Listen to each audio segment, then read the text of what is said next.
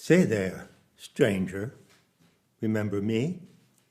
I'm that stranger who stalks your sanity. And it must be true, because it rhymes. So here I am again with the 10th talk in the series on the Great Recovery. And the subject of this talk is courage. Do you have courage? Do you show courage? And where does your courage originate? That might sound like a curious question. At the very least, it might be an interesting question. So I'm going to get to that right now after I remind you of two things. One, I cannot emphasize strongly enough the value of the five-phase model, the morphology of the emergent self. That model asserts that the four, let's say that you're an adult, older than 30 or older, 28 or older, a mature adult, that model asserts that the previous four phases of development, the young adult, the teenager, the home child, and even the infant, going back to birth, are present and alive in you now. That's something to take on board, something to learn to use. It's a tool of observation. So I will continually be referring to that model. Also, I'm preparing a page on Nematta, a free page for visitors, where I give some background material on that model. Second point I want to make is that regarding the last talk, to be vulnerable does not mean to be defenseless. Now, look at the first phase, from birth to the age of 3. Well, the infant is obviously both vulnerable and defenseless. But immediately, as the child learns to walk and talk, as you learn to find your way around the world, one of the primary lessons you need to learn is how to defend yourself, how to set boundaries, and how to find your courage. So courage is the topic of this talk. And again, I'd like to ask you, in a more pertinent, personal way, can you remember the first time in your childhood that you distinctly acted on your courage? And that you knew at that time, is it possible that you knew at that time that you were acting on your courage? Now, many examples come to mind. For instance, if you were a child who lived in a community where there were woods somewhere off in the distance, and you decided one day to go out on your own and explore those woods, that would be an act of courage in childhood. Typically, such initial acts of courage occur, of course, in the second phase, the home child, age 3 to 10. Another example could be that in school, you brought up a subject that was unusual, that was perhaps something that was not present in the curriculum, in the environment of your early school years. Perhaps in grade school you showed an interest in something completely out of your own initiative, and you had the courage to come out and say, yeah, well, I am interested in learning if horses can talk, or I am interested in learning about pirates. Anything like that, any number of things come to mind. So the initial expression of your courage is what I'm asking you to recall, if you can. Obviously, one situation that comes to mind is bullying. So children in the home child phase will typically encounter bullies, or you may have been a bully. Is bullying other children in the schoolyard an example of courage? I would say not. But standing up to bullies is an example of courage. So it may be that one of the first incidents that you recall is an event at the age of 5, 6, 7, 8, 9, 10, when you stood up to a bully in school. So it's not difficult to think of examples theoretically, but I'm asking you if you can biographically recall such an example. Now, the question that I'm posing to you is, what is the origin or basis of courage in the adult child? Is it nurture or nature? Is it something that is innately there from the present? Well, perhaps. It certainly appears from the observation of behavioral children that some are more daring than others. Some are meeker. There appears to be evidence for a constitutional basis for courage. So let's just say that all children in the home child phase do not have an equal start in owning and showing their courage. Some will do it earlier, some will do it later, some will come to that with reticence, and some will come to it with relish. I can remember that in my home child phase, I could give so many examples, but I found myself in the fishing village of Friendship, Maine at the age of 3 or 4, having fled Brooklyn, New York with my mother after my father died, which was before I was born. So my mother went to this small village in Maine, and there I was at the age of 4, and I can remember distinctly that I used to explore the town on my own. I used to walk up from the harbor, where one of the first places we lived was right on the harbor, and I would walk around town, and in doing so, I found some pathways that led away from town. I vividly remember to this day this one pathway. There were 2 local stores in Friendship, Maine. They were both on Main Street, and one of them was owned by an old gent named Archie, so it was Archie's store. And just to the left of his store, there was a path that went down into the woods, and it came out at a place called Hatchet Cove. And I used to take that path on my own at the age of 5, say, and I loved that path. I loved the mystery of the woods, the smell of the pine trees, the beautiful cowslips and tiny flowers that I saw here and there. And then when I came out to the perspective of Hatchet Cove, I saw the beautiful glistening cove and the ledges. And one thing that I loved to do as a child was to run on the ledges, to jump on the ledges. Now Maine, the Maine coast, is famous for its ledges, and they are slippery and they are very rocky. And yet I used to dare to jump across the ledges, not merely to walk across them. And I did this all by myself and on my own initiative. The spell of the beauty of nature in Friendship, Maine saved my life, and it directed me toward what I would do in my future life. And I loved to be out there and do daring things as a really young child. Now, if I ask myself, what was the first act of courage that I can remember that you might call intellectual courage?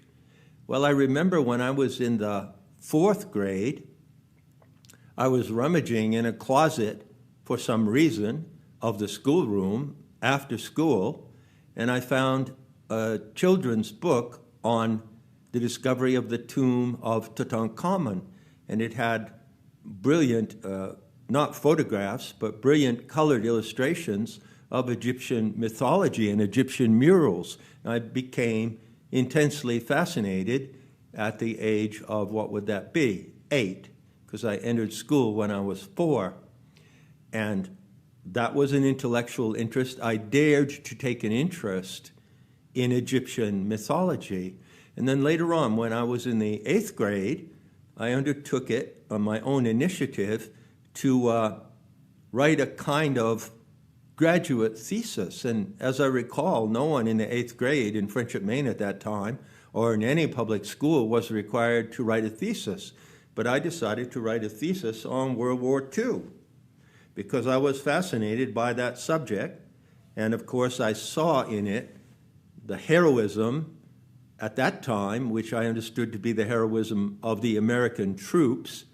But at the same time, it initiated my interest in the war, and much, much later on, in the study of historical revision, I came to understand the heroism of the so-called enemy, the Germans. And so you can see how an act of intellectual courage or intellectual interest, totally on my own incentive, supported me deeply and led me to later things in my life that proved to be profoundly important to me. So one more example, as I recall, when I was in the Boy Scouts, I was in the Boy Scouts for several years, and I reached the rank of Star Scout. So I had a banner that I wore with various merit badges on it and so forth. And I remember that the Scouts used to meet at a small building which belonged to the veterans of foreign war in Friendship. And it was a couple of men who were part of the veterans who oversaw the meeting of the Scouts. So I was there this would probably be in the home child phase, maybe bordering on teenhood. I was there, say around the age of 12, and there were a group of boisterous boys who came along to those meetings. And at one meeting, they started to gang up on me and threaten me and push me around, and they even were hitting me on the head. And I looked around and I saw that either the veteran overseers were absent or they ignored this behavior, and I plucked up my courage, as they say, and at a certain point, I picked up a metal folding chair. It was unfolded, so it was flat, and I flung it at those boys, and that was an act of courage on my part. However, there's a sad postscript to that. When I went home that evening, my mother was standing in the kitchen, and I was shaking from fear and from the trauma, to use a fashionable word, of that experience. And I ran over to my mother and threw my arms around her waist. But my mother did not respond accordingly or appropriately. So even though I, as a 12-year-old boy, found my courage and acted on it, my parental guardian did not question me and did not support me in acting on my courage. So this brings me to the main observation I want to offer in this talk. Whether or not a child is constitutionally able to show courage, and that's an open issue, the home child period is critical for teaching the child about courage. So if in that period, from 3 to 10 years or so, the parental guardians or someone in the trusted circle of the family does not model courage to the child and does not teach the child the importance of its own courage, that need will have gone unmet, and it will be carried forward into later phases of development. And the mature adult to this day, 30 or over, or even 40, 50, 60, and 70, will show the detriment of not having the need for courage to be supported at that early age. This is the way it works. It's no mystery. It's something that you can observe vividly and directly in yourself and others, and it's something for which you can recall many, many instances. I'm sure you will be able to recall instances in your own experience when you exerted courage in one way or another, and particularly when you exerted courage in self-defense or the defense of someone else. The last day before graduation at Waldoboro High School, we were all hanging out. We were all in a state of euphoria because we were, seniors, and we were due to graduate in a couple of weeks. And one of the boys, named Dickie Brown, who lived in Friendship, who had a habit of bullying me in the past, decided that he was going to take advantage of the excitement of that moment and come for me. So I would have been, that was 1963, June of 1963. So he came for me. We were all hanging out. We were kind of raucous and overexcited, of course, last day of school. And he came after me.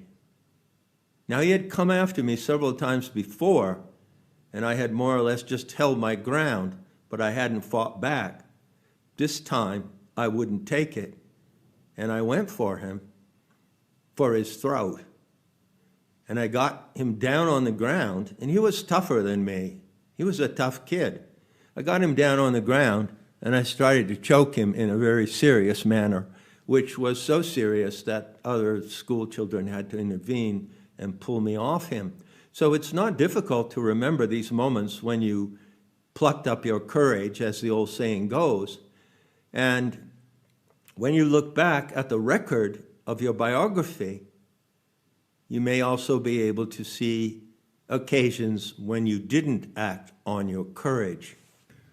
So to conclude this talk, I want to bring to your attention the fact, which can be drawn from developmental psychology, or why bother, just draw it from your real life experience, the fact that it is imperative in the home child phase for the child to develop a true and trustworthy sense of shame and of guilt.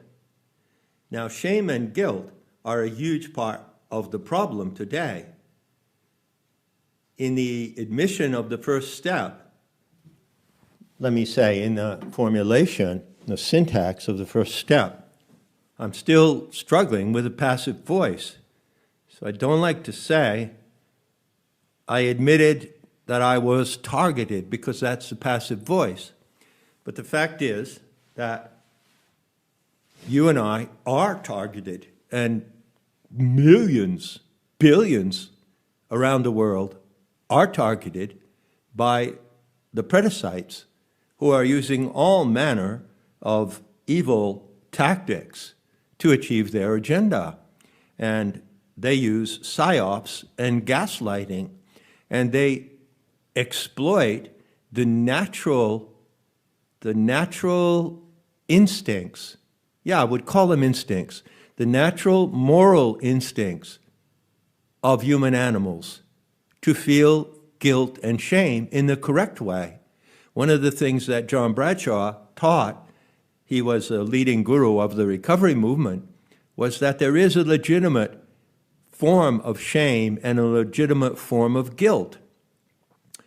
And on the other hand, the hard lesson of our times is that the Predacites use deviant forms of guilt and shame to control others. So there is what I would call acquired guilt and acquired shame, which is completely unfounded.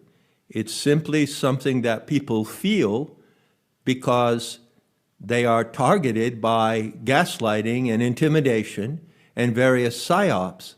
So if you feel guilty for something that is happening to people of other tribes or ethnicities and nations in other parts of the world which have absolutely nothing to do with you, then you are being conditioned by falsely acquired guilt. One of the imperative lessons to be learned in phase 2 is the correct instinctual sense of guilt and sense of shame. And what are they? Again, there's no mystery about it. Shame is what the child feels when they're, again, using the passive voice. No, Shame is what a child feels when some actor violates their boundaries, their bodily boundaries, their physical and emotional boundaries. And guilt is what a child feels innately as a moral instinct when they know they have done something wrong, and they need to be taught that that is a valid and positive way to view their own behavior so that they can make themselves accountable and take responsibility for the consequences of what they've done. Now, while nature or nurture may remain as a question regarding the presence of courage in an infant and in the home child, there is no question about the fact that boundaries need to be learned. They need to be taught to the child. And even though each child has an innate capacity relative to that child to recognize and form boundaries of shame and to recognize and form guidelines for guilt or responsibility, those innate capacities need to be taught and encouraged and modeled by adults. And if they're not, well, there you go again. The home child will carry the deficiency of those needs forward into other behaviors in the teen years and other behaviors in the fourth phase of the young adult and in the fifth phase of the mature adult.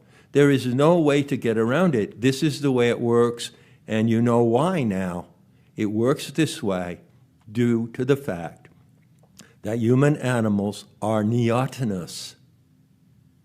We are born prematurely, and not just a few days, a few months, or a few years prematurely. We are born many years prematurely. And so this is the handicap inherent to being a human animal. But at the same time, if you recognize it, it becomes a point of self-instruction, self-awareness, and strength. And ultimately, I believe it is only by recognizing this factor of neoteny that you or I or anyone can become a mature, well-integrated, sovereign, and self-intending individual. Enough said, and I'll be seeing you in the beauty that kills.